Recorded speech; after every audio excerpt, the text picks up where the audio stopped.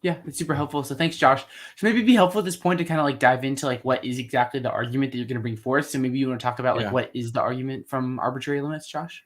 Yeah, good. So there's different versions of the argument. Kind of a simple seed version would be something like this.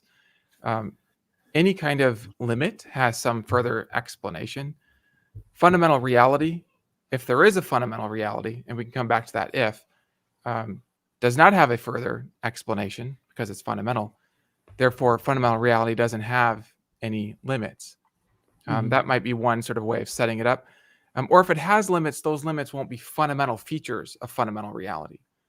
Yeah. Because its fundamental features have no further explanation. So anything that's non-fundamental will have a further explanation. That's kind of Mm-hmm. the idea. And we could say that's a simple seed form of the argument, and then we could think about ways to extend the implications of that argument to see, okay, well, if fundamental reality if it doesn't have fundamental limits, what kind of a reality could that be? And I Mm-hmm. have an extended argument that goes from non-arbitrarily limited to supreme. The argument, the outline of the argument would be anything that doesn't have a supreme nature would have some fundamental or arbitrary limit. Mm-hmm. But fundamental reality doesn't have arbitrary limits. Therefore, fundamental reality would have a supreme nature. That would be the basic outline.